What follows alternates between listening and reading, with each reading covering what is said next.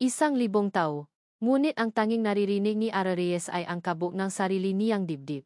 Ang liwanag mula sa entablado ay nakakasilaw, at pakiramdam niya ay lumulutang siya sa isang karagatan ng maitim na toga at mga mukhang hindi niya makilala.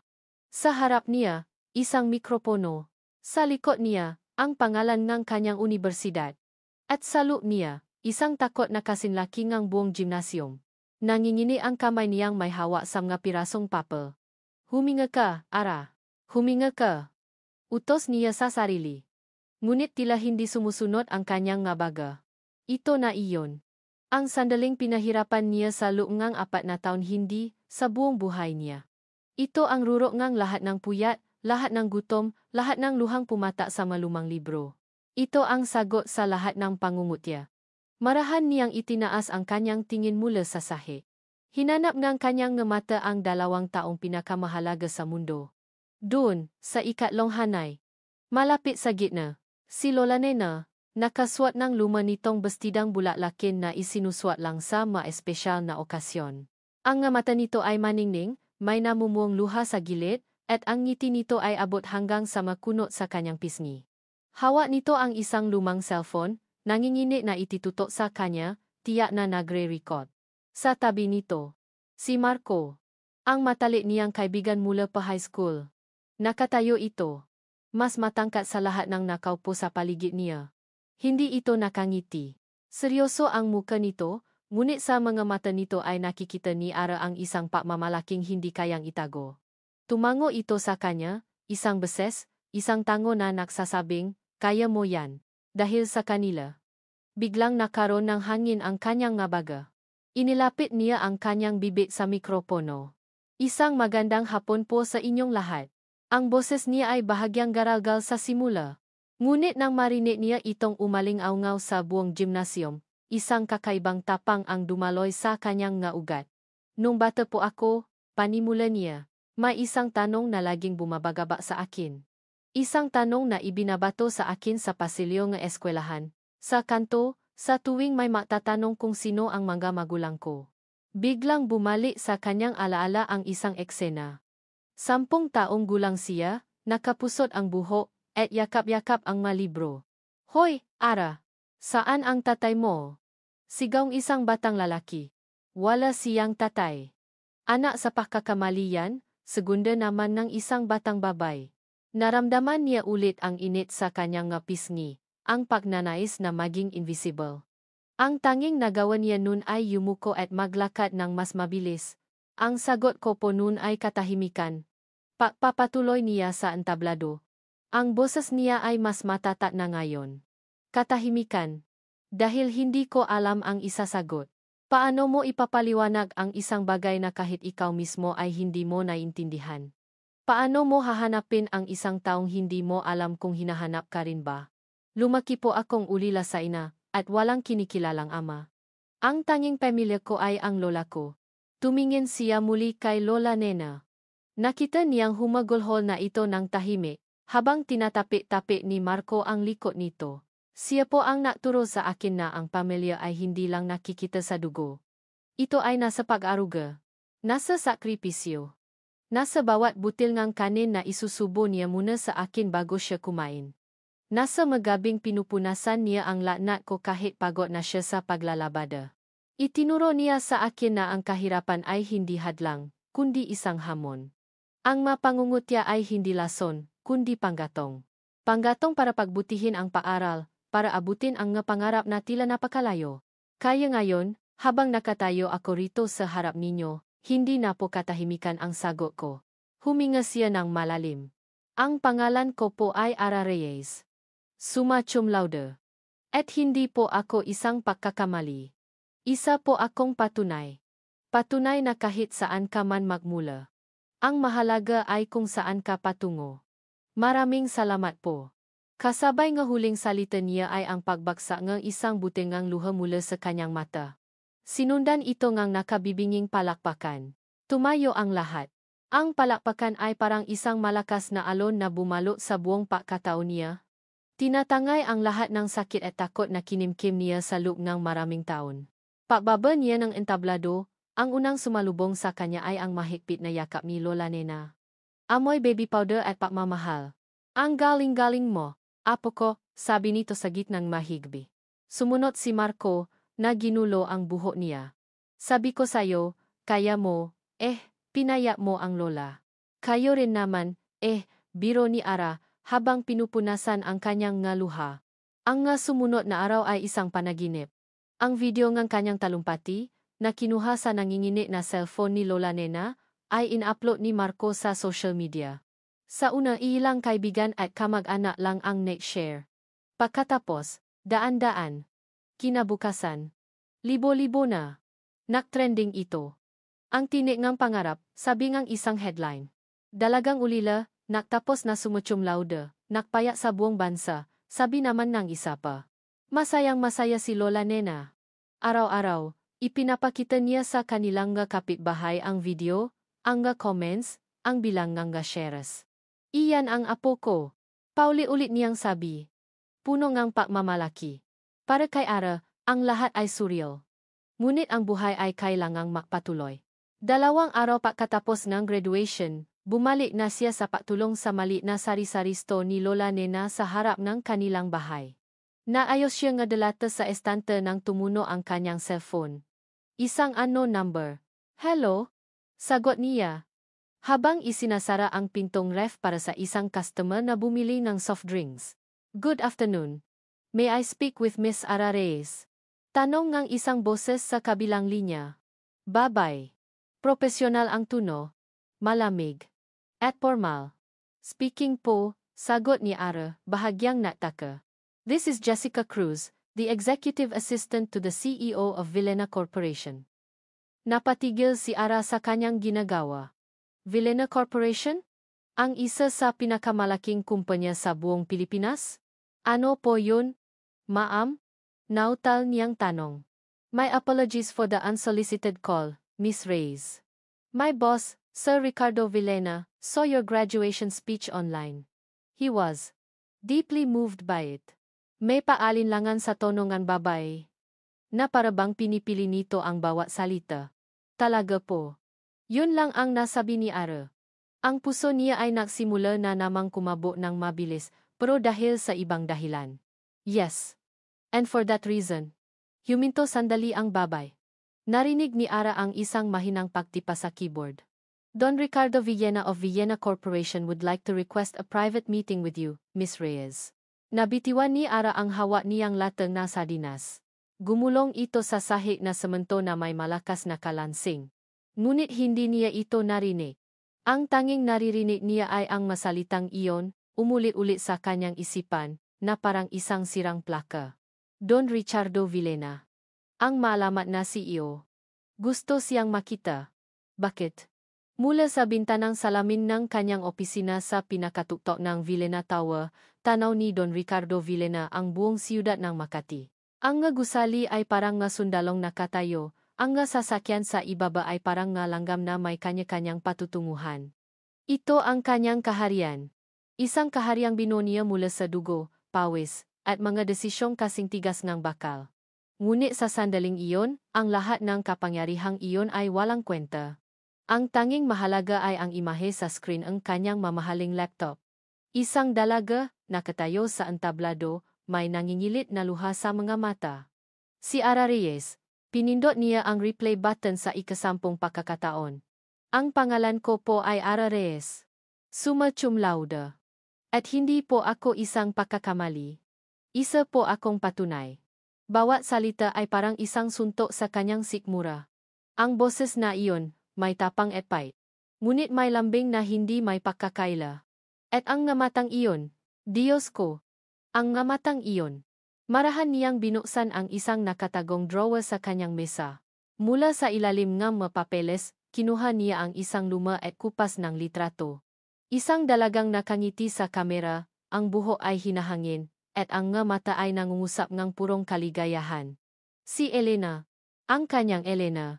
20 taon na ang nakalipas, pero ang sakit ay sariwa pa rin. Ang alaala ng pag-ibig na akala niya ay panghabang buhay. Ang alaala ng pagtalikod. Inilapit niya ang litrato sa laptop screen. Itinabi niya ang mukha ni Elena sa mukha ni Ara. Parehong hugis ng panga. Parehong ngiti, kahit na ang ngiti ni Ara ay may bahid ng lungkot. At parehong-parehong nga mata. Mengmatang kayang maksalita kahit walang binibigkas. Hindi ito pwede. Impossible. Isang malupit na biro ngang tadhana. Ngunit paano kung hindi? Ang tanong na iyon ang gumugulo sa kanyang isipan mula pa noong unang beses niyang napanood ang video 3 araw na ang nakalipas. Ang tanong na iyon ang naudo sa kanya na gawin ang isang bagay na hindi niya kailanman inisip na gagawin, ang hanapin ang multong nakaraan. Biglang tumuno ang kanyang private line, pumutol sa kanyang malalim na pag-isip. Pangalan ng asawa niya ang lumabas sa screen. Doña Isabela Villena. Huminga siya ng malalim bago sagutin. Ricardo, nasaan ka na? Magsisimula na ang board meeting ng foundation, sabi ngang malamig na boses sa kabilang linya. Walang hello, walang paglalambing. Negosyo lang, gaya ang dati. May importante lang akong inaasikaso. Isabela. I'll be late. Magsimula na kayo kung kinakailangan. Narinig niya ang isang matinis na paktawa sa kabilang linya. Importante. O baka naman yang bago mong obsession ang inaasikaso mo? Nakita ko ang video, Ricardo. Isang batang probinsyana na gustong makpadrama. Huwag mong sabihin kinagat mo ang pain. Naksalubong ang makilay ni Ricardo. Wala kang alam dito, Isabela. Oh, talaga ba? Kilala kita, Ricardo. 20 taon na tayong kasal. Alam ko kung kailan ka dinadalangang konsensya mo pabalik sa nakaraan. Tapos na yun. Patay na ang babaeng yun. Hayaan mo na siyang manahimik. Natiim ang bagang ni Ricardo. Huwag na huwag mong babanggitin si Elena. Bakit? Dahil masakit ang katotohanan? Ang katotohanang iniwan ka niya para sa pera? Hindi na sumagot si Ricardo. Pinatay niya ang tawag. Napahilamos siya sa kanyang mukha. Ang pagod at inis ay bumalot sa kanya. Ganito ang buhay niya ngayon. Isang torang gawa sa kristal maganda sa labas, ngunit napakalami at babasagin sa loob. Isang katok sa pinto ang napabalik sa kanya sa kasalukuyan. Sir, sabi ni Jessica, ang kanyang asistan. Nandito na po si Ms. Reyes. Tumayo si Ricardo, inayos ang kanyang mamahaling coat. Pinilit niyang maging ang CEO na kilalang lahat. Walang emosyon. Makapangyarihan. Ngunit ang makamay niya sa loob ng kanyang bulsa ay bahagyang nangingini. Papasukin mo siya. Bumukas ang malaking pinto ng kanyang opisina. At doon, pumasok si Ara Reyes. Mas maliit siya sa personal. Payat.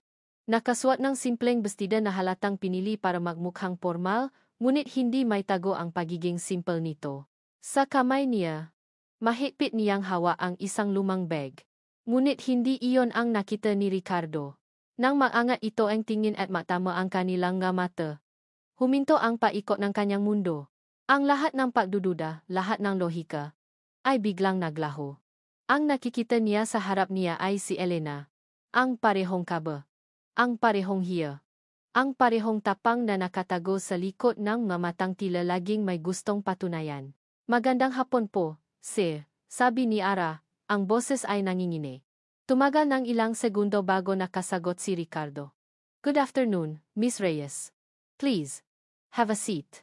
Umupo si Ara sa gilid na upuang katapat ng kanyang mesa, na parabang takot na madumihan ang mamahaling leather. Nanatili siyang nakayuko. Naupo rin si Ricardo. Hindi niya alam kung paano sisimulan. Siya, si Don Ricardo Villena, na kayang makipag-negosasyon ng bilyon-bilyong pisong kontrata nang hindi kumukurap, ay nautal sa harap ng isang dalagang halos kasing edad ng kanyang panganay. I saw your speech, panimula niya. It was very inspiring. Salamat po, sir. Katahimikan. Tanging ang mahinang ugong ng aircon ang maririnig.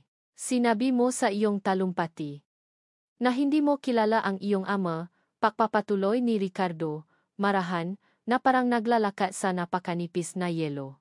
Dahan-dahang tumango si Ara, hindi pa rin nakangat ng tingin. Huminga ng malalim si Ricardo. Ito na. Walang-wala ng paligoy-ligoy pa. Miss Reyes. Ara, pagtatama niya sa sarili, nais na maging mas personal. May dahilan kung bakit kita ay pinatawag. Isang rason na maring napakahirap paniwalan. Sa wakas, nag-angat ng tingin si Ara. Ang nga mata niya ay puno ng pagtataka at kaba. Ang nga matang iyon. 20 taon na ang nakalipas, sabi ni Ricardo. Ang boses niya ay nagsimulang mangine. May minahal akong isang babae. Ang pangalan niya ay Elena. Taga Laguna rin siya. Iniwan niya ako. Pero bago siya umalis, sinabi niyang nagdadalang tao siya. Nakita ni Ricardo ang unti-anting panalaki ng mata ni Ara. Ang pagawang ng kanyang ngalabi. Ang pagkabigla. Napanood ko ang video mo. Nakita ko ang mukha mo. At kamukhang kamukha mo siya. Sir, hindi ko po maintindihan. Alam ko, mabilis na sabi ni Ricardo. Alam kong parang eksena ito sa isang pelikula. Maniwala ka sa akin, kung pwede ko lang itong daanin sa ibang paraan, pero wala na akong panahon. Kinuha niya ang isang folder mula sa kanyang mesa at dahan-dahan itong itinulak palapit kay Ara. Hindi ako pwedeng mabuhay sa paano kong, sabi niya, ang boses ay halos pabulong na. Kailangan kong malaman. Kailangan nating malaman. Binuksan ni Ara ang folder. Sa loob, naro ang pangalan ng isang kilalang DNA testing facility at isang request form. Nanlaki ang mga mata ni Ara. Halatang nabigla at hindi makapaniwala. Tumingin siya mula sa papel pabalik kay Ricardo. Ang mukha ay puno ng tanong na hindi niya masabi. Sumandal si Ricardo sa kanyang upuan, ramdam ang bigat ng buong mundo sa kanyang balikat. Ito na ang pinakamalaking sugal ng kanyang buhay. Tinitigan niya ang dalaga sa harap niya, isang estrangherong may mukha ng kanyang nakaraan at posibleng susi sa kanyang hinaharap. Handa ka bang malaman ang katotohanan? Tanong niya. Ang bawat salita ay may bigat. Anuman ang kahinatnan nito, parang isang panaginip. Isang nakakalitong panaginip. Ganyan ang pakiramdam ni Ara sa buong biyahe pauwi mula Makati patungong Laguna.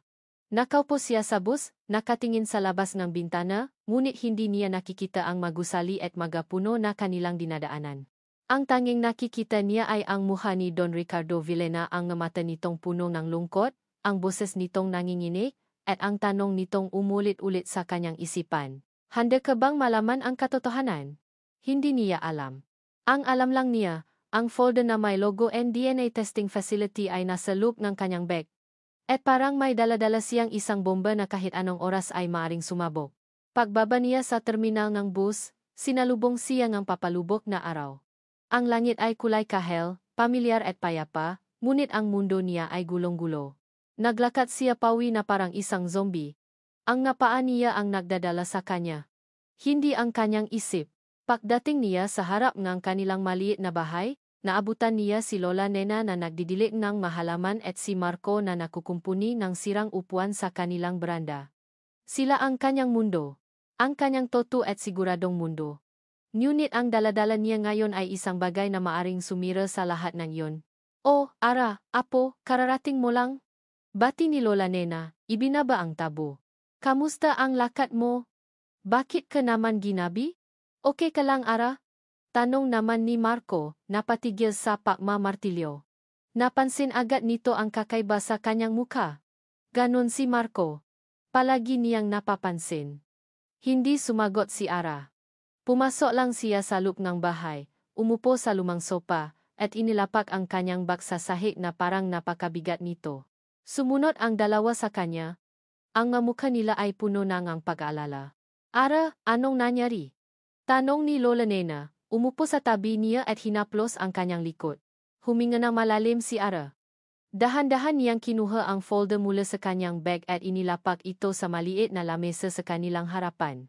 Nangunot ang no ni Marco. Ano yan? Binuksan ni Ara ang folder. Nakita ang dalawa ang mapapeles, ang pangalan ni Don Ricardo Villena, at ang masalitang DNA paternity test.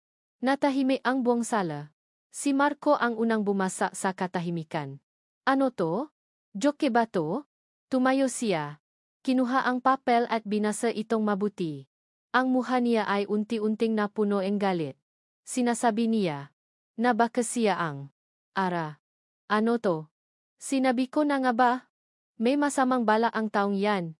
Anong klaseng laro ito? Hindi ko alam, Marco, mahinang sagot ni Ara. Nagulat din ako. Nagulat? Ara, ito ay isang malaking kalokohan. Sigaw ni Marco. Ang boses niya ay umalingaw-ngaw sa maliit nilang bahay. Isang bilyonaryo, bigla na lang lilitaw at sasabihing baka anak kaniya pagkatapos mong mag-trending online? Gagamitin ka lang niya. O baka naman may iba siyang gusto. Hindi mo ba nakikita? Tumingin si Ara kay Marco. Nakikita niya ang galit, pero sa ilalim nito, nakikita niya ang takot. Takot na baka masaktan siya. Paano kung toto? Bulong ni Ara. Imposible. Git ni Marco. Kung toto yan, nasaan siya sa loob ng 20 taon? Nasaan siya nung tinutukso ka sa eskwelahan? Nasaan siya nung halos hindi na malaman ni Lola kung saan kukuhang ang pambayad ng tuition mo? Huwag kang mapapadala sa drama niya, Ara.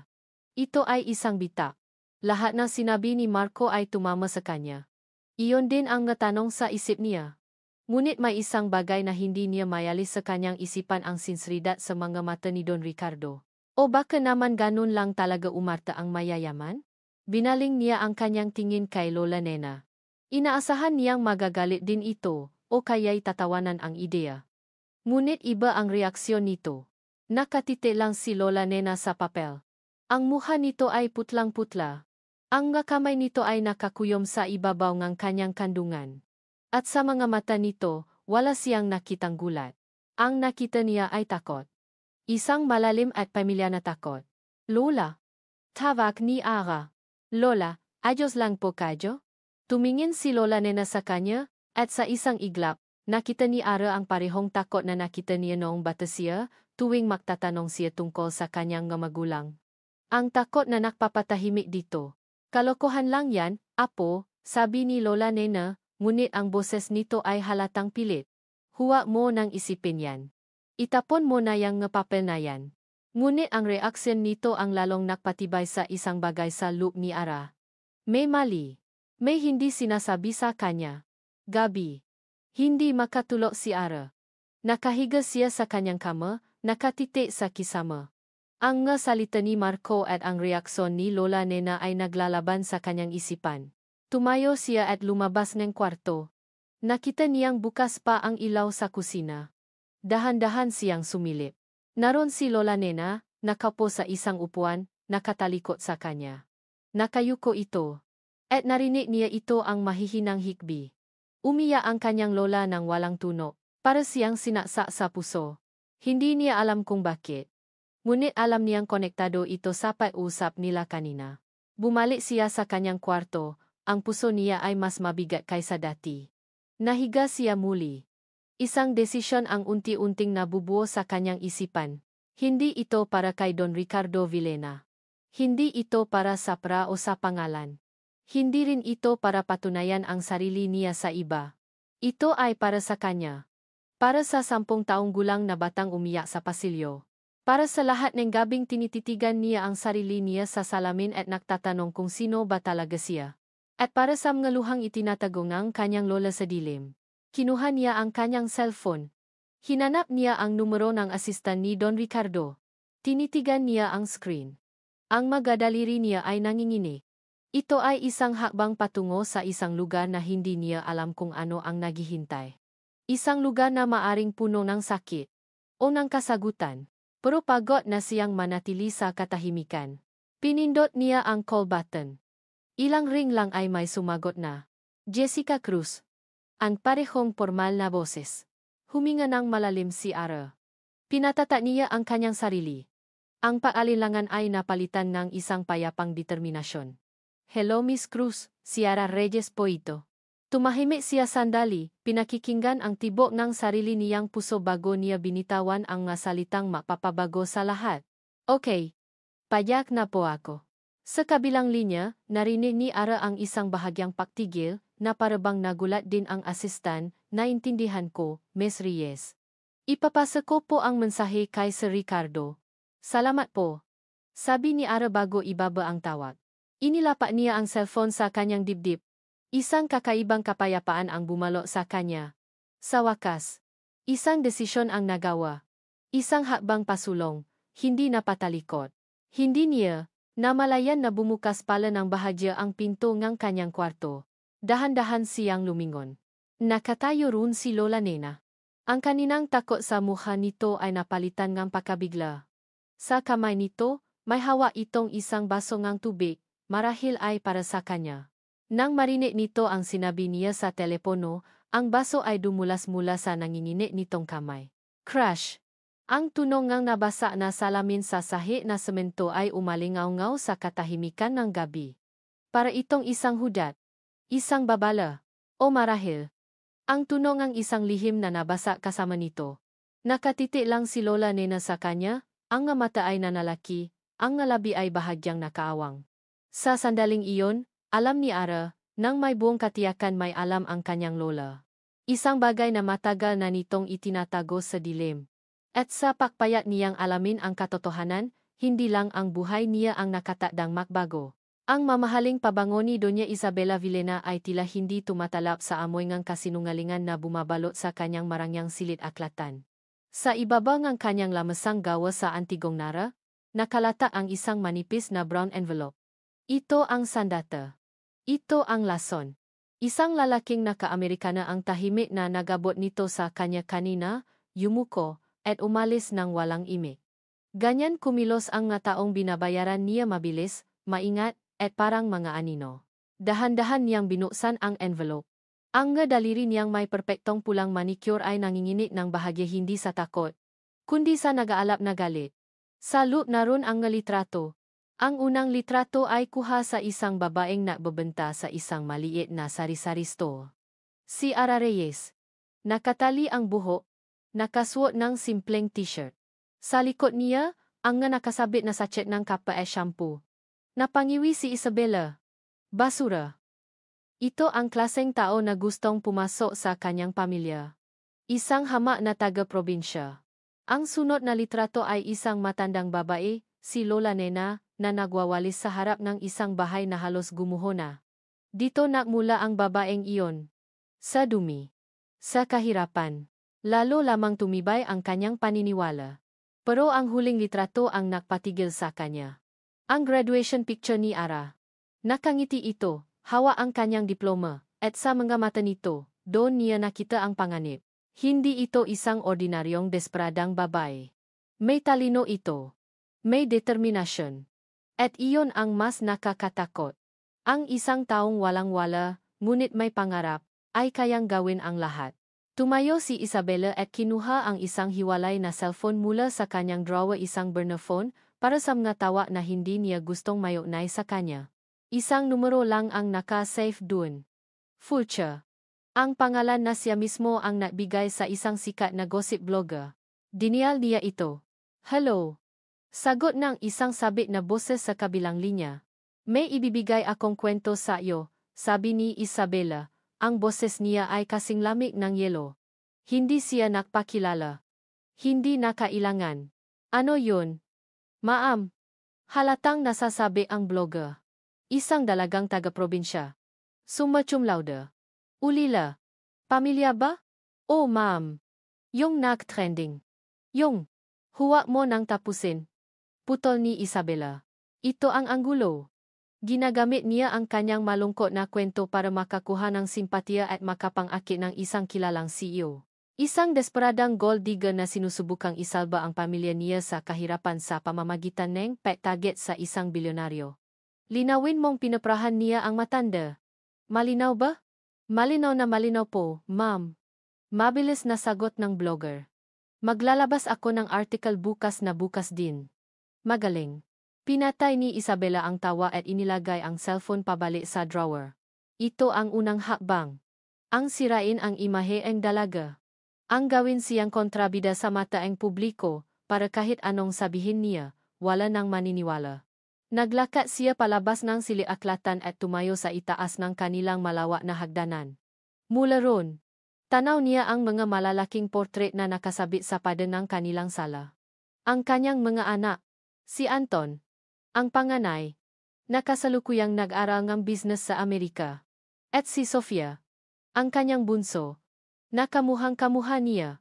Sila ang dahilan ng lahat ng ito. Marahan niyang hinaplos ang malamig na kahoy ng handray. Ang lahat ng pinahirapan niya ang pagpapanatili sa pangalan ng mga Villena, ang pagpapalaki sa mga anak niya sa isang perpektong mundo, ang pagsisiguro sa kanilang kinabukasan, lahat ng iyon ay nanganganib dahil sa isang multo mula sa nakaraan ni Ricardo. Isang anak sa labas. Ang salitang iyon ay parang lason sa kanyang isipan. Isang iskandalo na sisira sa lahat ng kanyang bino para kina Anton at Sofia. Hindi siya papayag. Gagawin ko ang lahat para protektahan kayo, bulong niya sa sarili, habang nakatiti sa mga larawan ng kanyang anak. Kahit ano. Kinabukasan, natungo siya sa isang high-end na coffee shop sa isang tahimik na sulok ng Taguig. Malayong-malayo sa karaniwan niyang mapinupuntahan. Ilang minuto siyang naghintay bago dumating ang isang lalaking may katamtamang edad, nakasuot ng unipormeng isang kilalang laboratorio. Mete. Mukha itong kinakabahan. Pawisan ang nunito kahit malamig sa loob ng coffee shop. Ma'am Isabella, bati nito, nautal. Hinding gumiti si Isabella. Maupo ka. Umupo ang lalaki, hindi mapakali sa kanyang upuan. Kilala mo ang gasawa ko, si Don Ricardo Villena, panimula ni Isabella. Hindi ito tanong. At alam kong may ipinadalang sample sa laboratorio ninyo. Isang DNA test. Tumango lang ang lalaki, hindi makatingin ng diretso sa kanya. Ang Villena ay mapabigay sa makataong tapat sa amin, papapatuloy ni Isabella, habang dahan-dahang inilalabas ang isang makapal na puting envelope mula sa kanyang Hermes bag. Inilapat niya ito sa lamesa. Ang pamilya mo. May mga anak ka, hindi ba? Naaral? Nangingini na tumango uli ang lalaki. Gusto kong masiguro ang kanilang kinabukasan, sabi ni Isabella. Dahan-dahan niyang itinula ang envelope palapit sa lalaki. Ang kailangan ko lang ay katiyakan. Tumingin sa kanya ang lalaki. Ang mukha ay puno ng pakalito. Katiyakan. Ma'am? Sumandal si Isabella sa kanyang upuan. Ang mga mata niya ay matalim na parang kutsilyo. Kailangan kong masiguro na ang resulta ng test na iyon ay tama. Idiniin niya ang salitang tama. Ang kahulugan nito ay malinaw na nakalutang sa hangin sa pagitan nilang dalawa. Ang tamang resulta ay ang resulta na gusto niya. Ang resulta na magpapatahimik sa lahat. Tinitigan ng lalaki ang envelope. Tumingin ito sa paligid, na parabang naghahanap ng saklolo. Pagkatapos, tumingin ito muli kay Isabella. Ang mga mata ay puno ng takot at pagsuko. Dahan-dahan, kinuha nito ang envelope. Masusunod po, ma'am. Makakasiguro po kayo na magiging tama ang resulta. Isang malamig na ngiti ang sumilay sa malabi ni Isabella. Tumayo siya. Mabuti. Iniwan niya ang lalaki ron, nanginginig, hawa ang bayat sa kanyang katapatan o sa kanyang kaluluwa. Pauwi ni Isabella sa kanyang opisina, binuksan niya ang kanyang computer. Tinitigan niya ang graduation picture ni Ararias na nakasava sa kanyang desktop. Ang babaeng may tapang sa kanyang mata. Ang babaeng nagbabanta na sirain ang lahat. Ngayon, hawa na niya ang magabaraha. Siya na ang may kontrol sa laro. Ang talumpeting nakpaangat sa dalaga ay siya ring magiging dahilan ng pagbagsak nito. Inilapit niya ang kanyang mukha sa screen, na parabang kinakausap ang litrato. Hindi ka matatagumpay, bulong niya. Ang boses ay puno ng yelo at bakal. Sisirain kita bago ka pa man makalapit. Ang papaya ni Ara na makpa-DNA test ay parang pabukas ng isang pinto. Ngunit sa halip na liwana, isang madilim na bagyo ang pumasok. Nagsimula ito sa isang article online. Isang maliit na gossip blog na hindi niya kailanman narinig. Ang headline ay malaki at nakakainsulto. Mula graduation stage, diretso sa pagtarget ng bilyonaryo. Ang madilim na sikretong inspirasyonal na dalaga. Binasa ito ni Ara sa cellphone ni Marco, at pakiramdam niya ay sinampal siya. Ang article ay puno ng kasinungalingan at masasakit na paratang. Sinasabi nitong ginagamit niya ang kanyang kahaba-haba na kwento para makit si Don Ricardo Villena. Na isa siyang desperadang gold digger. May mga litrato pa niya sa harap ng kanilang tindahan, na pinalabas na ebidensya ng kanyang kahirapan at desperasyon. Huwag mo nang basahin yan, sabi ni Marco, pilit na inaagaw ang cellphone, basura lang yan. Ngunit huli na. Ang lason ay pumasok na sa kanyang sistema. Kinabukasan, naramdaman niya ang epekto nito. Habang naglalakad siya papunta sa palengke, ang dating ngumingiti sa kanyang kapitbahay ay umiwas ng tingin. Ang iba ay hayagang nagbubulungan pagdaan niya. Narinig niya ang masalitang pera, CEO, kawawa naman si Don. Para siyang isang kriminal na hinuhusgahan ng lahat. Ang pinakamasakit ay ang mga mensahe sa kanyang social media account. Mula sa mga dating humahanga, ngayon ay puno na itong galit. Akala ko pa naman toto ka. Para lang pala ang habol mo. Manggagamit. Ginawa mong tanga ang lahat. Ang kapal nga mukha mo. Sana mabulok ka sa kahirapan. Gabi-gabi, binabasa niya ang nga ito hanggang sa mamaga ang kanyang nga mata sa kaya. Ang babaeng buong tapang na naksalita sa entablado ay unti-unting nawawala, napapalitan ng isang ara na takot at sugatan. Isang hapon, hindi na niya kinaya. Nakaupo siya sa sahig ng kanyang kwarto, nakasandal sa pader, at tahimik na umiyak, nang biglang pumasok si Lola Nena. Sila na naman ba? Tanong ngang matanda. Ang boses ay puno ngalit. Hindi sumagot si Ara. Kinuha ni Lola Nena ang walis tingting at akmang lalabas. Pagsasabihan ko ang naksismosang yan. Mga walang magawa sa buhay. Huwag na po, la. Pigil ni Ara. Lalo lang pong lalala. Pero hindi tama ito. Apo. Hindi tama na ginaganito kanila. Niyakap ni Ara ang kanyang lola. Sa yakap na iyon, naramdaman niya ang galit at pag-aalala nito para sa kanya. Ngunit sa likod ng lahat ng iyon, ramdam pa rin niya ang takot na nakita niya noona. Sa gitna ng lahat ng kaguluhan, si Marco ang naging kanyang bato. Hindi siya nito iniwan. Isang gabi, nang makita niyang hindi na naman kumakain si Ara, hinila siya nito palabas ng bahay. Halika, may pupuntahan tayo. Dinala siya ni Marco sa isang buro sa labas ng kanilang bayan. Tahimik doon, at tanaw ang kumikinang ng mga ilaw ng kabayanan sa ibaba. Umupo sila sa damuhan sa ilalim kalanggitang punong bituin. Alam mo, noong high school, panimula ni Marco, tuwing nakikita kitang tinutukso, gusto ko silang suntukin lahat. Ngumiti ng bahagya si Ara. Alam ko. At palagi kitang pinipigilan. Oh, sabi ni Marco. Dahil sabi mo, hahayaan mo na lang. Dahil alam mo kung sino ka, at hindi sila ang magsasabi kung ano ang halaga mo. Nasaan na yung Ara na yun? Tumingin na si Ara sa malayo. Hindi ko alam. Baka nawala na siya. Hindi siya nawala, sabi ni Marco, hinawakan ang kanyang kamay. Ang palat nito ay mainit at magaspang ang kamay ng isang taong laging handang protektahan siya. Nandiyan lang siya. Natatakpan lang ng hat ng sakit. Pero nandiyan pa rin siya. Hayaan mo na ang sinasabi ngang mundo. Ara, ang mahalaga ay kung ano ang sinasabi ngang nga taong totoong nagmamahal sa iyo. At kami ni Lola, naniniwala kami sa iyo. Ako, naniniwala ako sa iyo. Sa pagkakataong iyon, sa ilalim ng gabituin, isang kakaibang init ang naramdaman ni Ara sa kanyang dibdib. Isang kilik. Isang pakiramdam na matagal na niyang ibinabaon dahil mas maraming importanteng bagay siyang dapat isipin. Ngunit ang presensya ni Marco, ang kanyang dinatitina na suporta, ang nagbigay sa kanya ng lakas. Lumipas ang isang linggo. At dumating ang araw na pinakahihintay at kinatatakutan niya. Isang tawag mula kay Jessica Cruz. Miss Reyes, lumabas na po ang resulta.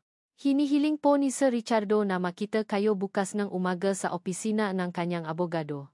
Ang puso ni Ara ay nagsimulang tumakbo na parang kabayo. Ito na. Kinabukasan. Nagtungo siya sa Makati. Kasama niya si Marco. Nagpumilit itong sumama. Hindi kita hahayaang harapin ito ng maisa, sabi nito. Ang opisina ng abogado ay malaki at nakakapanlumo. Ang mapada ay puno ng malibro na mukhang hindi pa nabubuksan. Si Don Ricardo ay naroon na, nakaupo sa isang silya, mukhang mas matanda at mas pagod kaysa noong huli silang makita. Hindi ito makatingin ng diretso sa kanya.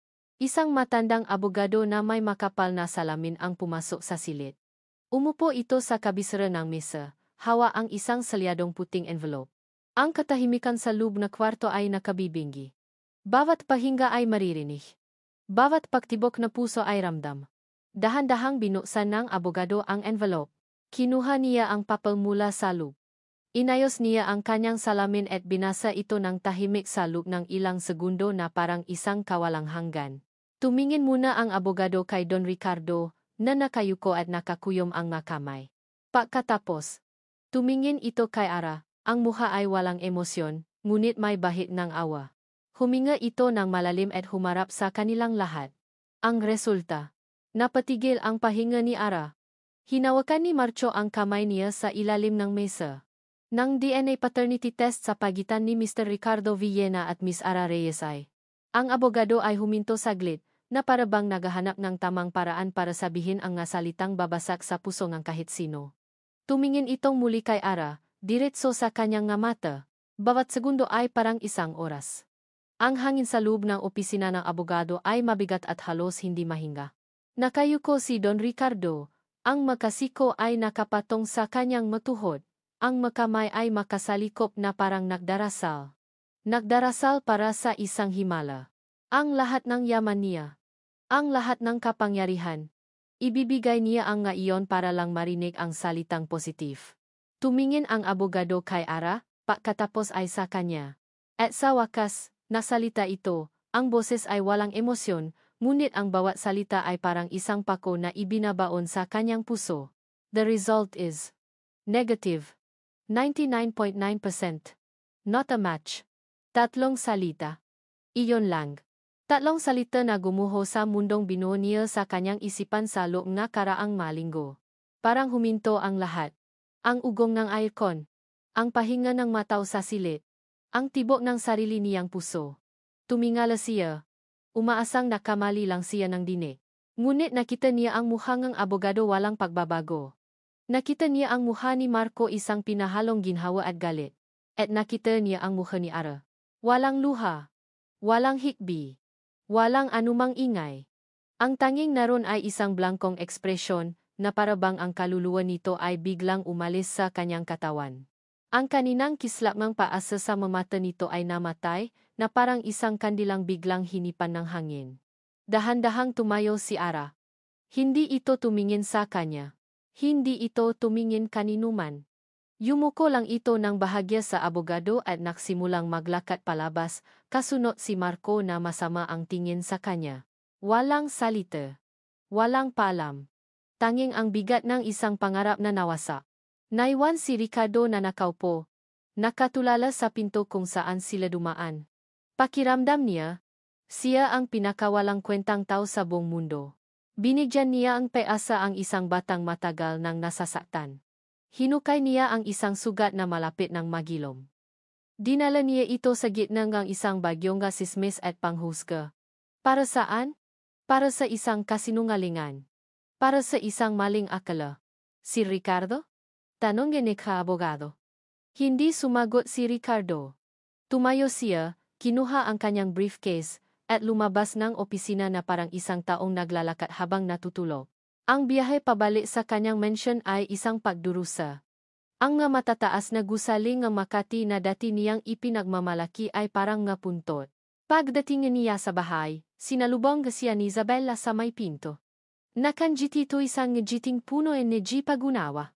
Richardo, kumusta? Tanong nito. Ang boses ay malambing sa isang paraan na halatang peka. Hinawakan nito ang kanyang braso. Narinig ko na ang nangyari. I'm so sorry. Tumingin si Ricardo sa kanyang asawa. Sa likod ng mamatang na alala, may nakikita siyang kislap. Isang kislap ng tagumpay. Sinabi ko naman sayo, hindi ba? Papatuloy ni Isabella, habang inaakay siya papasok. Minsan, ang puso natin ay nakakamali. Ang mahalaga ay natapos na ang lahat ng ito. Makakapag-move on ka na. Tayo. Makakapag-move on na tayong lahat. Inalis ni Ricardo ang kanyang braso mula sa pagkakahawa nito. Gusto ko munang mapaisa. Hindi na niya hinintay ang sagot nito. Dumiretso siya sa kanyang opisina at isinara ang pinto. Ibinato niya ang kanyang briefcase sa isang sulo at napasuntok sa kanyang mesa. Isang kasinungalingan. Lahat ng ito. Ang pakiramdam niya, ang koneksyon na naramdaman niya noong unang beses niyang makita ang makamata ni Ara, imahinasyon niya lang ba ang lahat? Bali na ba siya? Dumating ang gabi, ngunit hindi siya dinalawang antok. Nakahiga siya sa kanyang kama, nakatitik sa kisama. Ang imahe ni Ara habang papalabas ito ngang pinto ay paulit-ulit na bumabalik sa kanyang isipan. Ang sakit sa mamata nito. Ang pagkabigo. Pinilit niyang alalahanin ang lahat ng nangyari. Ang bawat hakbang. Ang bawat desisyon. Ang pagtawag kay Ara. Ang pag-alok ng test. Ang laboratorio. Bigla siyang napabangon. Ang laboratorio. Naalala niya ang isang pag-usap nila ni Isabela noong isang linggo. Saan mo bala ipagawa ang test, Ricardo? Tanong nito. Hindi ko pa alam. Makahanap ako ngang pinakatiwalaan. May kilala ako. Mabilis na sagot ni Isabella. Isang high-end na facility. Very private and reliable. Ginamit ng isang kaibigan ko dati. Hayaan mo. Ibibigay ko sa iyo ang contact details para sigurado. Noong una, inisip niyang isa lang iyong pakpapakita ng suporta. Isang pambihirang pagkakataon na sinusuportahan siya ang kanyang asawa. Ngunit ngayon, sa liwanag ng lahat ng nangyari, ang tulong na iyon ay biglang nakaroon ng ibang kulay. Isang mas madilim na kulay. Bakit ganon na lang kabilis mag-alok ng tulong si Isabela sa isang bagay na halatang ayaw na ayaw niyang mangyari? Isang malabong pagdududa ang nasimulang mabuo sa kanyang isipan. Isang maliit na tinik na nasasabing may mali. May mali sa lahat ng ito. Pra. Ang tunog ng niyang private cellphone ang numerong ilan lang ang nakakaalam ang pumuto sa kanyang pag-isip. Kinuha niya ito mula sa bedside table. Isang email notification mula sa isang address na hindi niya kilala. Isang string lang ng letra at numero. Binuksan niya ito. Walang subject. Walang katawan. Isang linya lang ng text. The test was compromised. Napatitik si Ricardo sa screen. Ang kanyang puso ay nasimulang tumibo ng napakabilis. Ang maliit na pagdududa kanina ay biglang naging isang umugong na alarma. Hindi siya nababali. Ang pakiramdam niya ay hindi nakamali. Ang kasinungalingan ay hindi nasa kanyang isipan. Ito ay nasa sobra. Ang salitang negative ay hindi lang isang resulta. Isa itong hatol. Isang hatol na nagsasabing lahat ng pinagdaanan niya ay para sa wala. Ang chismis, ang masasakit na salita, ang pagkabigo sa mga mata ng kanyang lola, ang kakarampot na paasang nabuo sa kanyang dibdib lahat ay isang malaking, malupit na biro. Hindi na maalala ni Ara kung paano sila nakawi ni Marco mula sa Makati.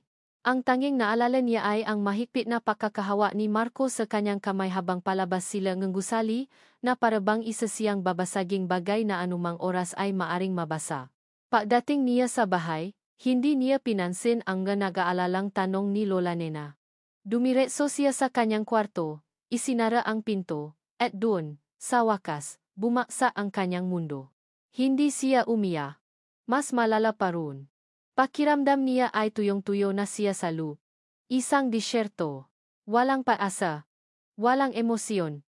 Blanco. Sa loob ng 2 araw. Hindi siya lumabas ng kwarto. Hindi siya kumain. Nakahiga lang siya sa kama. Nakatitik sa kisama na parang may hinahanap siyang sagot doon. Narinig niya ang ngakatok ni Lola Nena, ang ngapakiusap nito, ngunit wala siyang lakas para tumayo. Para saan pa? Pinunit niya ang article online na nakaprint sa papel. Binura niya ang litrato ni Don Ricardo sa kanyang isipan. Tinanggal niya ang lahat ng bakas ng huwat na paasang iyon. Gusto niyang bumalik sa dati noong si Ara Reyes ay isang simpleng babae lang na may simpleng pangarap. Ngunit paano? Paano ka babalik kung winasa na ang daan pabalik? Sa 3 araw, hindi na lang katok ang narinig niya. Narinig niya ang isang kalabo sa bintana. Napalingon siya. Nakita niya si Marco, pinipilit buksan ang lumang bintana ng kanyang kwarto mula sa labas. Ara! Buksan mo to! Sigaw nito. Hindi siya kumilos. Isa. Bilang ni Marco. Hindi mo to binuksan, sisirain ko to. Alam niyang gagawin nito. Ganon si Marco. May pagkasiraulo. Dahan-dahan siyang bumangon, ang mabuto niya ay parang tumututol sa bawat galaw. Inalis niya ang trangka. Pumasok si Marco sa loop, dala ang isang supot ng pagkain. Ang mukha nito ay puno ng pag-aalala at inis. 2 araw ka ng ganito. Sabi nito. Ang boses ay mas mahinahon na. Pinaalala mo na kami ni Lola. Kumain ka. Hindi ako nagugutom, walang ganang sagot ni Ara, at bumalik sa pagkakahiga. Umupo si Marco sa gilid ng kanyang kama. Ilang sandali silang hindi nagsalita. Galit ka ba sa akin? Tanong ni Ara. Ang boses ay halos pabulong. Bakit naman ako magagalit sa'yo? Dahil tama ka. Mula pa sa simula, sinabi mo ng kalokohan to. Pero hindi ako nakinig. Napadala ako. Nakmukha akong tanga. Huminga ng malalim si Marco. Hindi ka tanga. Ara. Umasa ka lang. Walang masama doon. Meron, sabi ni Ara, ang ngaluha ay naksimula na namang mamu sa kanyang mata. Dahil masakit.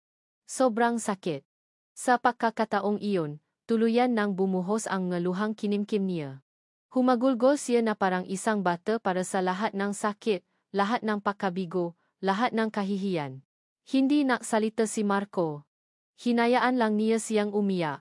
Nang medyo kumalma na siya, inabutan siya nitong ang panyo.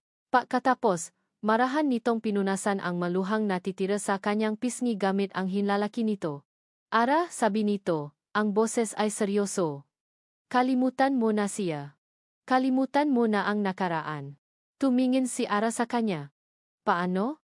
Magsimula ka ang bago, sabi ni Marco. Kasama ako. Napatite si Ara kay Marco. May kakaiba sa tono nito. May kakaiba sa paraan ng pagtingin nito. Matagal ko nang gustong sabihin sa iyo to, pagpapatuloy ni Marco, hindi inaalis ang tingin sa kanyang mata. Pero laging may hadlang. Ang pag-aral mo. Ang problema mo. Ang paghahanap mo sa tatay mo. Laging may mas importante. Pero Ara, pagod na akong maghintay. Ang puso ni Ara ay biglang nasimulang tumibo ng mabilis, sa isang paraan na matagal na niyang hindi nararamdaman. Simula pa noong high school? Ara, gusto na kita. Paamin nito. Hindi bilang kaibigan. Higit pa doon. Mahal kita, Ara. Noon pa man. Kaya ako nasasaktan pa nasasaktan ka. Kaya ako nagagalit pa may nananakit sa iyo. Dahil mahal kita. Napatulala si Ara. Ang kanyang matalik na kaibigan. Ang kanyang tagapagtanggol. Ang kanyang bato. Mahal siya. Hayaan mo akong bumuo ng bagong mundo para sayo, sabi ni Marco, ang boses ay puno ng pagsusumamo. Isang mundo kung saan hindi mo na kailangang hanapin kung sino ka, dahil sa akin, buo ka na. Isang mundo kung saan ang mahalaga lang ay tayo. Tayo ang gagawa ng sarili nating kwento. Walang vilena. Walang nakaraan. Tayo lang. Hinawakan nito ang kanyang makamay. Hindi ako mayaman. Ara. Hindi ko kayang ibigay sa iyo ang palasyo. Pero kaya kong ibigay sa iyo ang lahat ng pagmamahal na hinahanap mo. Hihintayin kita. Kahit gaano katagal. Basta bigyan mo lang ako ng pag-asa. Ang salita ni Marco ay parang isang sina ng liwanag na tumagos sa kadiliman ng kanyang kwarto. Isang mainit na yakap sa kanyang nanlalamig na puso. Hindi niya alam ang isasagot. Ang isip niya ay gulong-gulo pa rin. Ngunit sa kauna-unahang pagkakataon sa loob ng maraming araw, isang emosyon maliban sa sakit ang kanyang naramdaman. Pag-asa. Isang ibang klase ng paasa. Tumingin siya sa mga mata ni Marco tapat, totoo, at puno ang pagmamahal. At sa gitna ng kanyang wasak na mundo, isang maliit na tanong ang sumibol sa kanyang isipan, isang tanong na nakmula sa isang lugar na hindi niya inaasahan. Tinitigan niya si Marco, at sa wakas, nagsalita siya. Ang boses niya ay mahina ngunit malinaw. Paano kung hindi talaga siya nagsisinungaling? Ang bawat higbi ni Ara mula sa loob ng kwarto ay parang isang kutsilyong humihiwa sa puso ni Lola Nena. Sa loob ng 3 araw, nakaupo lang siya sa labas ng pinto, naalok ng pagkain, na mamakaawang lumabas ang kanyang apo, ngunit tanging katahimikan o iyak lang ang kanyang naririnig. Ang sakit na nakikita niya sa kanyang apo ngayon ay kasalanan niya. Alam niya. Sa simula pa lang, alam na niya. Gabi-gabi, binabangungot siya ng isang pangako, isang sumpa, isang huling habilin mula sa kanyang pinsan, ang ina ni Ara, si Elena. Naalala pa niya ang eksenang iyon na parang kahapon lang nangyari. Nakahiga si Elena sa isang lumang papak, ang katawan ay payat na payat, kinakain ng isang sakit na wala silang parang panlaban. Ang dating maningning nitong mga mata ay malabo na. Sa tabi niya, isang munting sanggol ang mahimbing na natutulo si Ara. Nena, bulong ni Elena, ang boses ay kasing hinangangin. Pangako. Ipanagako mo sa akin. Ano yun, Elena? Sabi ni Nena, habang pinupunasan ng basang bimpo ang nongang pinsan. Huwag. Huwag mo siyang hahanapin, sabi ni Elena, tumutukoy kay Ricardo. At huwag mong hahayaang mahanap nila tayo. Mapanganib sila, Nena. Ang pamilya niya. Gagawin nila ang lahat para mawala kami sa landas nila. Para sa kaligtasan ni Ara. Ipangako mo. Hinawakan ni Elena ang kanyang kamay. Ang pagkakahawa nito ay mahina ngunit puno ng desperasyon. Ipanagako mo sa akin, Nena. Itago mo ang katotohanan. Palakihin mo siyang hindi alam ang tungkol sa Mavilena. Ito lang ang paraan para mabuhay siya ng payapa. Tumango si Nena. Lumuluha. Pangako. Elena. Pangako. At iyon ang pangakong binitbit niya sa loob ng 20 taon. Isang napakabigat na krus, sa bawat pagtatanong ni Ara tungkol sa kanyang ama, ang kasinungalingan ay parang asidong membabalot sa kanyang dila. Sa bawat paggiyak ni Ara dahil sa pangungut niya, ang bigat ng kanyang konsensya ay lalong tumitindi. Ngayon, ang multo na matagal na nilang tinatakasan ay kumatok sa kanilang pinto. At ang resulta ay ang wasak na pusong kanyang apo. Hindi na niya kaya. Ang pangako niya kay Elena ay pinoprotektahan si Ara. Ngunit ngayon, ang pangako ring iyon ang mismong pumapatay sa kaluluwa ng bata. Kinagabihan, habang mahimbing nang natutulog si Ara pagkatapos ng mahabang pagiyak, at umuwi na si Marco, nagdesisyon si Lola Nena. Pumasok siya sa kanyang maliit na silid. Mula sa ilalim ng kanyang kama, hinila niya ang isang luma at maalikabok na baon na gawa sa kahoy. Ang baon ng mga alaala ni Elena. Dahan-dahan niyang binuksan ang takip nito. Ang amoy ng lumang papel at naphthalene balls ay sumalubong sa kanya. Sa loob, naroon ang ilang gamit na naiwan ni Elena. Isang pares ng lumang sinelas, isang rosaryo, at ilang nga damit. Sa ilalim ng lahat ng iyon, may isang maliit na kahon ng biskwit. Kinuha niya ito. Ang makamay niya ay nanginginig. Dito nakatago ang mga bagay na hindi niya kayang itapon, ngunit takot siyang tingnan. Binuksan niya ang kahon. Ang unang nakita niya ay isang kupas na litrato. Si Elena at isang binatang nakangiti si Ricardo. Kuha ito sa isang perya. Masaya sila. Walang bakas ng madilim na hinaharap na nahihintay sa kanila. Tinitigan niya ang mukha ni Ricardo sa litrato. Mukha itong mabait. Mukhang totoo ang pagmamahal nito kay Elena. Posible kayang. Nakamali rin siya nga husga. Sa ilalim ng litrato, naroon ang isang nakatuping papel. Luma na ito at naninilaw. Kinuha niya ito. Ito ang huling liham na isinulat ni Elena para kay Ricardo, isang liham na hindi kailanman naipadala. Isang liham na ibinilin sa kanya ni Elena na sunugin, ngunit hindi niya nagawa. Binuklat niya ito. Ang sulat kamay ni Elena ay maganda pa rin, kahit halatang nanginginig na ito nang isulat niya ang nasalitang iyon. Binasa niya itong muli. At ang mga salita ay parang mapunyal na tumutusok sa kanyang puso. Ricardo, mahal ko. Kung nababasa mo ito, marahil ay huli na ang lahat para sa akin, ngunit hindi pa para sa katotohanan. Nagsinungaling ako sa iyo. Nagsinungaling ako nang sabihin kong may iba na akong mahal. Nagsinungaling ako nang sabihin kong tinanggap ko ang pera ang pamilya mo para iwanan ka. Ang totoo, Ricardo, pinabantaan nila ako.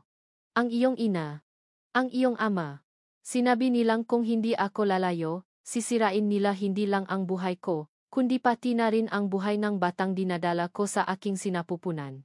Ang anak natin. Pinapili nila ako, Ricardo. Ang pag-ibig ko sa'yo, o ang buhay ng ating anak. At alam mo, kahit gaano kasakit, isa lang ang maari kong piliin. Pinili ko siya. Pinili ko ang ating anak. Umalis ako hindi dahil sa pra. Umalis ako para protektahan ang nagisang bunga ng pagmamahalan natin. Patawarin mo ako. Mahal ko. Patawarin mo ako sa aking kahinaan. Ngunit sana, balang araw, maintindihan mo na ginawa ko ito dahil sa pag-ibig. Huwag mo kaming hahanapin. Mabuhay ka ng maligaya. Iyon lang ang hiling ko. Nagmamahal, ang iyong Elena. Bawat salita ay isang patak ng luhang dumaloy sa pisngi ni Lola Nena.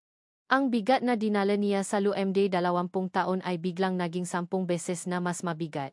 Hindi lang si Ara ang biktima rito. Si Ricardo rin. Pareho silang biktima ng isang malupit na kasinungalingan na isinagawa ng mga taong makapangyarihan. At siya, sa kanyang pananahimik, ay naging kasapwat. Sa kasinungalingang iyon, niyakap niya ang sulat sa kanyang dibdib. Ang pangako niya kay Elena ay para protektahan si Ara. Ngunit ang totoong protection ay hindi ang pagtatago ang katotohanan. Ang totoong protection ay ang pagbibigay linaw sa lahat. Tumingin siya sa labas ng bintana, sa madilim na gabi. Ang buwan ay natatakpan ng mga ulap. Tapos na ang pananahimik. Tapos na ang pagtatago. Kung mayroon mang isang tao na kayang labanan ang nga Vilena, iyon ay isang Vilena mismo. Tumayo si Lola Nena, ang matuhot niya ay nanginginig ngunit ang kanyang desisyon ay buo na. Kinuha niya ang kanyang lumang bestida at isinabit sa pinto. Isinuot niya ang kanyang sinalas. Maingat niyang itinupi ang liham at inilagay sa bulsa ng kanyang duster. Kailangan niyang makita si Don Richardo. Kailangan niyang sabihin ang katotohanan.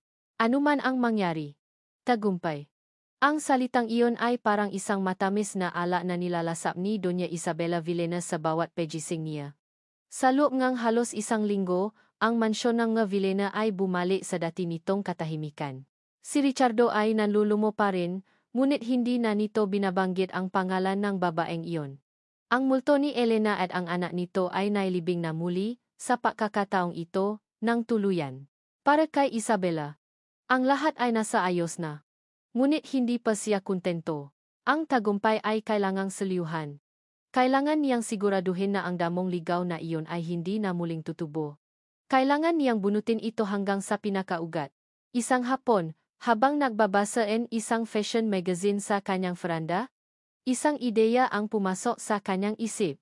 Isang ideyang puno kayabangan at kapangyarihan. Siya mismo ang pupunta sa Laguna. Siya mismo ang magbibigay ng huling dago. Gusto niyang makita sa sarili niyang mga mata ang pagkawasangang paasa sa mukha ni Araries. Kinabukasan, isinuot niya ang kanyang pinakamahal na puting power suite, ang kanyang nga briyanteng hikaw, at sumakay sa kanyang itim na luxury car. Habang binabaktas nila ang daan papuntang Laguna, pakiramdam niya ay isa siyang reyna na bibisita sa teritoryo ng mapulubi. Pagdating nila sa maliit at masikip na kali kung saan nakatira si Ara, ang kanyang mamahaling sasakyan ay agad na nakaagaw ng pansin. Ang nga kapitbahay ay nagsilabasan, nagbubulungan, nakaturo. Ngumiti si Isabela sa loob ng kotse. Mabuti. Gusto niyang malaman ng lahat kung sino ang may kapangyarihan dito. Bumaba siya nga sasakyan na parang isang diyosa na bumaba mula sa langit. Ang alikabok nga sada ay tila umiwas sa kanyang nga sapatos na manoloblahni. Naglakad siya patungo sa maliit na bahay na may kupas na pinturang berda. Kumatok siya, hindi sa pinto, kundi sa gilid nito, na parabang nandidiring hawakan ito. Bumukas ang pinto. Si Araries. Mas payat ito kaysa sa mga litrato. Ang nga mata ay namamaga, ang mukha ay walang kulay. Ngunit nang makita siya nito, isang kislap ng pagtataka at pakalito ang sumilay sa mga mata nito. Sino po sila? Tanong ni Ara. Ngumiti si Isabela. Isang ngiting kasing tamis ng lason. Hindi mo ako kilala. Ako si Isabella Villena. Ang gasawa ni Ricardo. Nakita niya ang pagbabago sa mukha ni Ara mula sa pakalito, naging pakabigla, at pagkatapos ay sakit. Ano po ang kailangan ninyo? Tanong ni Ara, ang boses ay mahina ngunit may bahid ng pagmamatigas. Hindi sumagot si Isabela. Tiningnan niya ang kabuuan ng bahay mula sa labas. Dito ka pala nakatira. Kaawa-awa naman. Pumasok siya sa loob ng walang paanyaya. Inilibot niya ang kanyang paningin sa maliit na sala. Ang malumang muebles. Ang sahig na sementong may malamat. Ang amoy ng kahirapan. Nandito ako para mag-alok ng tulong, sabi ni Isabela, binuksan ang kanyang mamahaling bag. Inilabas niya ang isang checkbook at isang pluma. Naintindihan ko ang sitwasyon mo, mahirap ang buhay. At dahil sa ginawa ng asawa ko, lalo ka lang niyang pinaasa. Sumulat siya sa seke. Isang halagang makakapabago sa buhay ng 10 pamilya. Inabot niya ito kay Ara. Ito, sabi niya. Para sa bagong buhay mo, malayong-malayo dito. Pumunta ka sa ibang bansa. Magsimula ka ulit. Isipin mo na lang na bayad ito sa lahat ng abala. Tinitigan lang ni Ara ang seke. Hindi niya ito kinukuha. Nainis si Isabela sa kanyang katahimikan. Ano? Kulang pa ba? Sabihin mo lang ang presyo mo. Lahat ng tao ay may presyo. Umiling si Ara. Hindi ko po kailangan ng pera ninyo. Isang tawa ang kumawala sa malabi ni Isabela. Isang tawang puno ngang pang-insulto. Talaga ba? Huwag ka nang mapanggap. Hija. Lahat kayo ay pare-pareho lang. Lumapit siya kay Ara. Ang mukha niya ay ilang pulgada na lang ang layo. Sayang. Bulong niya. Ang boses ay punong kamandak. Nakmana ka sa ina mong mahina. Isang salita lang mula sa Mavilena. Tumakbo na siya na parang isang takot na daga. Sa sobrang pagkakontento sa sarili, hindi namalayan ni Isabela ang kanyang pagkakamali. Ang nga salitang binitawan niya. Isang detalye na dapat ay sa pamilya lang nila. Isang detalye tungkol sa paalis ni Elena na hindi alam ng publiko. Nakita niya ang pagbabago sa mga mata ni Ara. Ang kaninang lungkot ay biglang napalitan ng isang matalas na kislap. Isang kislap ng paunawa. Na para bang isang piraso ng puzzle ang biglang nalagay sa tamang lugar. Tinitigan siya ni Ara, hindi na parang isang biktima, kundi parang isang taong nakatuklas ng isang malaking sikreto. Bago pa man makapagsalita si Isabela para bawiin ang kanyang sinabi, biglang naring ang cellphone ni Ara na nasa ibabaw maliit na mesa. Pareho silang napatingin doon. Ang pangalan sa screen. Don Ricardo Villena. Kinuha ni Ara ang cellphone, hindi inalis ang kanyang matalim na tingin kay Isabela. Sinagot niya ang tawag. Hello? Narinig ni Isabela ang boses ng kanyang asawa mula sa kabilang linya, kahit mahina. Ang boses ay puno ng pagmamadali at isang bagong determinasyon. Ara, sabi ng boses ni Ricardo. May natuklasan ako. Kailangan nating mag-usap. Agad. Isang malamig na kaba ang biglang gumapang sa likod ni Isabela. Ang pakiramdam ng tagumpay ay biglang napalitan ng takot. Tumingin si Ara sa kanya, at sa unang pagkakataon, isang maliit, mapait na ngiti ang sumilay sa malabi nito. Isang ngiti na nagsasabing, tapos na ang laro mo. Ang mansyon ng Gavilena ay parang isang palasyo mula sa isang madilim na fairy tale, malami, malawa, at puno ng gaanino. Ngunit sa pagkakataong ito, hindi takot ang nararamdaman ni Ara habang humahabang siya papasok.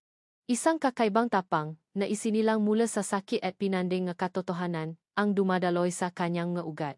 Nasa tabi niya si Marco, ang presensya nito ay isang solidong pada na handang sumalo sa kanya. Sa likod nila, naroon si Don Ricardo, ang mukha ay isang maskara ng determination at pagsisisi. Naabutan nila si Doña Isabela sa gitna nga malawak na sala. Nakatayo ito na parang isang reyna na naghihintay sa kanyang nga kaaway. Ang kaninang kayabangan nito sa kanilang bahay ay napalitan ng isang tensyonadong paabang. Anong ibig sabihin nito, Ricardo? Tanong ni Isabela, ang boses ay matinis at puno ng akusasyon. Bakit mo dinala ang babaeng yan dito? Hindi sumagot si Ricardo. Sa halip, lumapit ito sa malaking mesa at inilapa ang isang folder. May natanggap akong email. Isabela. Mula sa isang taong nagtatrabaho sa laboratorio na inirekomenda mo.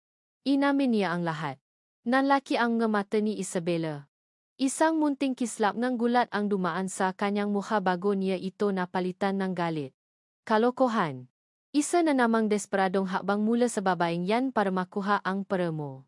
Hindi na ito tungkol sa pera, Doña Isabela, sabi ni Ara. Ang boses niya ay kalmado ngunit matatak. Sa unang pagkakataon, siya ang nagsalita, at lahat sila ay napatingin sa kanya. Ito ay tungkol sa katotohanan. Lumapit si Ara. Ang nga mata ay nakatutok lamang kay Isabela. Kanina, sa bahay namin, may sinabi kayo. Sinabi ninyong tumakbo ang ina ko matapos siyang kausapin ng Gavilena. Paano ninyo nalaman yun? Isang detalyeng hindi kailanman lumabas sa publiko. Isang detalyeng tanging mataong sangkot lang ang nakakaalam. Napaatras si Isabela. Wala akong sinasabing ganyan. Meron, G ni Ara. At iyon ang nakpatunay sa lahat ng hinala ko. Hindi ninyo lang sinira ang pag-asa ko. Sinadya ninyong itago ang katotohanan mula sa simula. Sinungaling. Sigaw ni Isabela. Ang kanyang pagcomposure ay unti-unti nang nawawasak. Ricardo, sasampahan kong kaso ang babaeng ito. Defamation. Slender. Hindi siya nagsisinungaling. Isang malakas na boses ang pumuno sa buong sala, isang boses na punong ng bigat ng 20 taong pananahimik. Lahat sila ay napalingon sa may pinto. Nakatayo roon si Lola Nena. Ang kanyang damit ay simple, ang kanyang buhok ay may makaputi na, ngunit ang kanyang makamata ay nakaalap. Sa nanginginig niyang kamay. Hawak niya ang isang luma at naninilaw na sulat. Lola? Bulong ni Ara, hindi makapaniwala. Patawarin mo ako, apo, sabi ni Lola Nena, ang maluha ay tumutulo sa kanyang mapisngi. Patawarin mo ako sa aking pananahimik. Naglakad si Lola Nena papasok, ang bawat hakbang ay mabigat.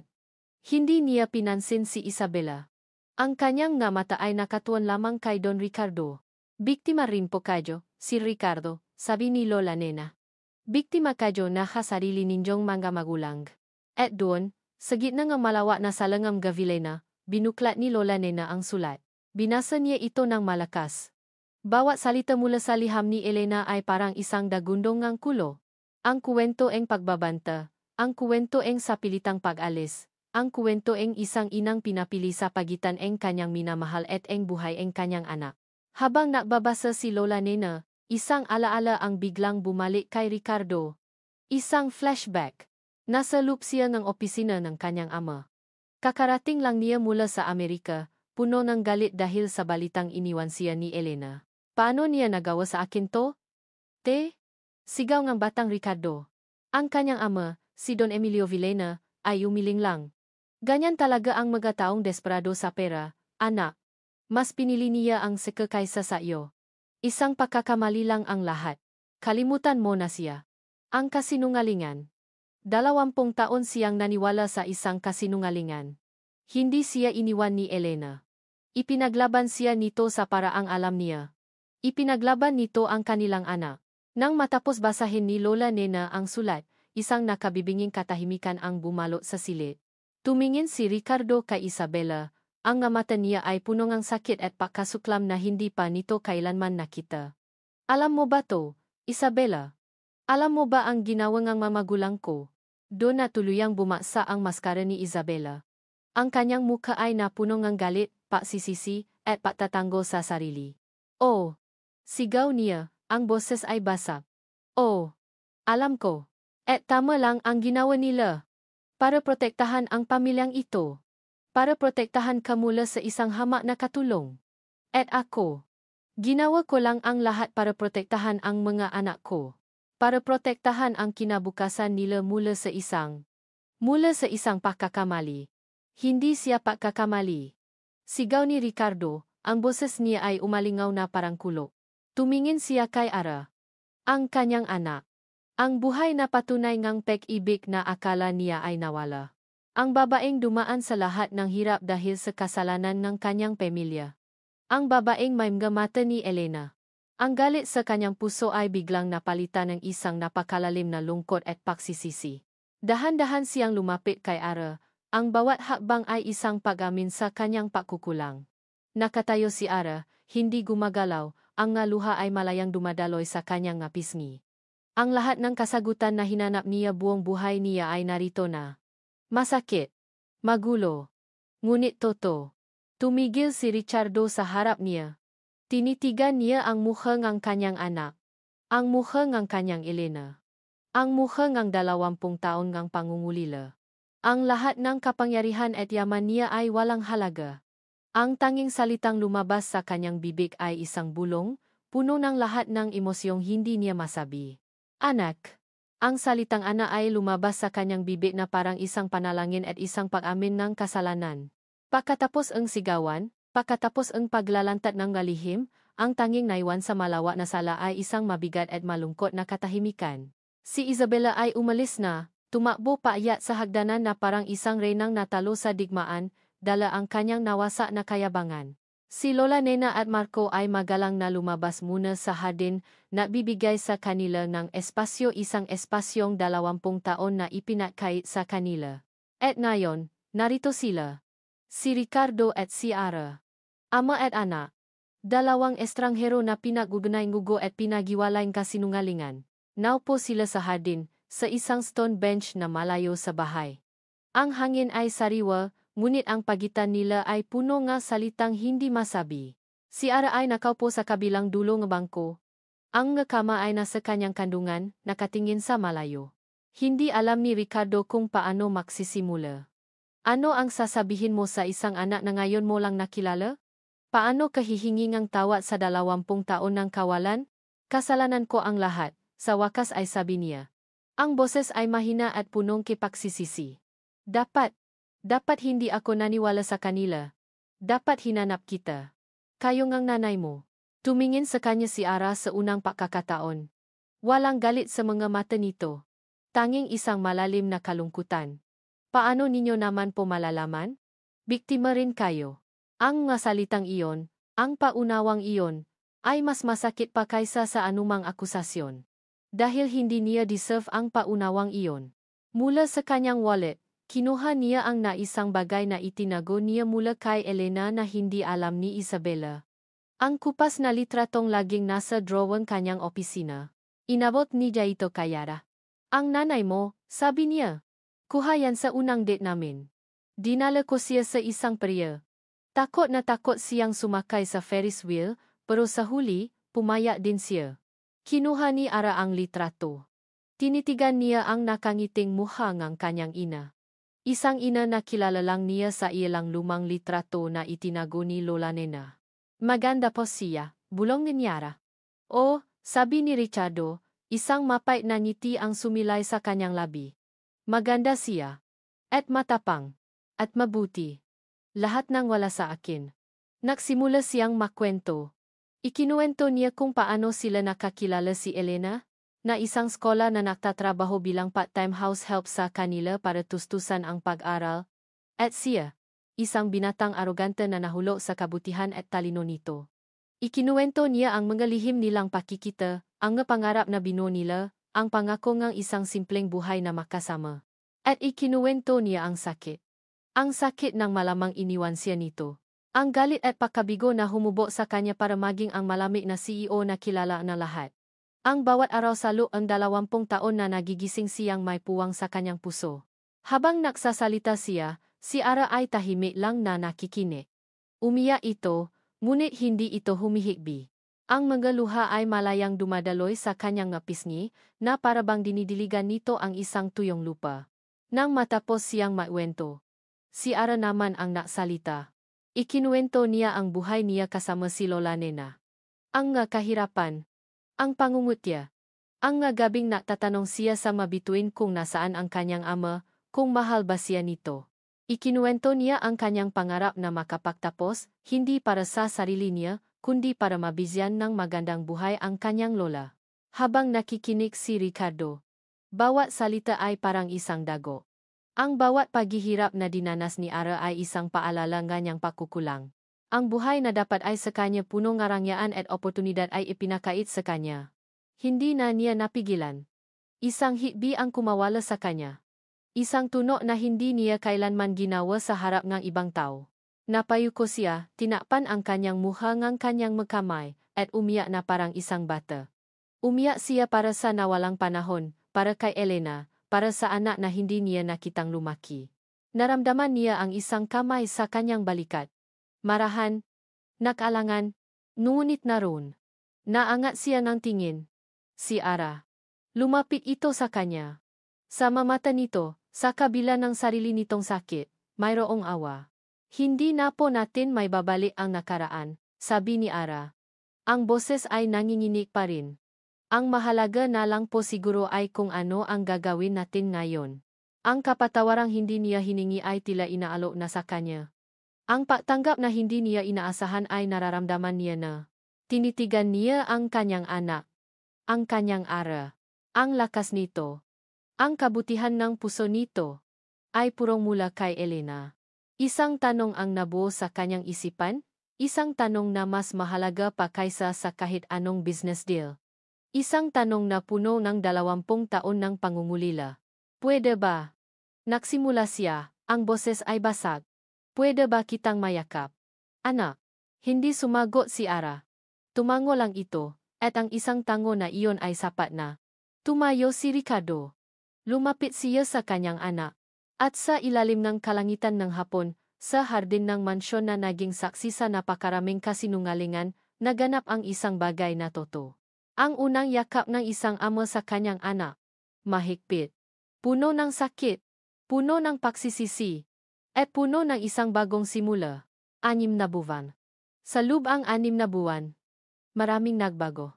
Ang ngabita na dulot ng 20 taong kasinungalingan ay hindi basta-basta naghihilom, ngunit unti-unti, pinupuno ito ng isang bagay na mas matibay, ang katotohanan. Ang relasyon ni Ara at ng kanyang ama, si Richardo, ay hindi perpekto. May mga araw pa rin na may ilangan. May mga pagkakataong hindi nila alam ang sasabihin sa isa't isa. Ngunit mayroon ding makasandali na puno ng bagong alaala. Tulad and gayon. Nakatayo si Ara sa harap ng isang bagong pinturang gusali. Sa itaas ng pinto, may isang malaking karatula na nakasulat sa magandang calligraphy. Elena's Haven, a community center for children. Ang pangarap niya, na binuo sa isang talumpati, ay nakatayo na ngayon sa kanyang harapan. Isang lugar para sa mga batang tulad niya, mga batang nangangailangan ng tulong, gabay. At isang ligtas na lugar para mangarap. Magugustuhan niya sana ito, sabi ng isang boses sa kanyang tabi. Napalingon si Ara. Si Richardo. Nakasuot ito ng simpleng polo shirt. Hindi ang karaniwan nitong mamahaling suit. Ang mamata nito, habang nakatingin sa karatula, ay puno ng pagmamahal at lungkot. Sigurado po akong masaya siya, pa, sagot ni Ara. Ang salitang papa ay medyo bago pa rin sa kanyang dila, ngunit sa bawat pagbigkas niya, mas nagiging natural ito. Ngumiti si Richardo. Isang tunay na ngiti, hindi ang pilit na ngiti ng isang CEO. Mula nang magsimula ang proseso ang annulment nila ni Isabella at itata ang foundation na ito sa pangalan ni Elena, tila gumaan ang pasan nito. Hindi na siya ang hari ng isang malamig na kaharian, kundi isang amang sinusubukang bumawi sa nawalang panahon. Sa kabilang banda, nakaupo sa isang bangko si Lola Nena, masayang nakikipagkwentuhan sa ilang mga bata mula sa komunidad. Ang bigat sa kanyang mga balikat ay tila nabawasan na rin. Nakausap na sila ni Ricardo, isang tahimik na pausap ng 2 taong parehong nakmahal kay Elena at ngayon ay parehong nakmamahal kay Ara. Isang pagpapatawad na hindi na kailangan pang bigkasin. Biglang may umakbay kay Ara mula sa likod. Ang pamilya na amoy ng pawis at panlaliking pabango. Si Marco. Ready ka na ba, Ms. President? Biro nito, hinalikan siya sa pisngi. Ngumiti siya. Siyempre, Mr. Fiancé. Tumingin siya sa singsing na nasa kanyang daliri. Isang simpleng singsing na may maliit na bato. Inalok siya ni Marco nito isang buwan na ang nakalipas, hindi sa isang magarbong restaurant, kundi sa burol kung saan sila laging tumatambay, sa ilalim ng mabituin.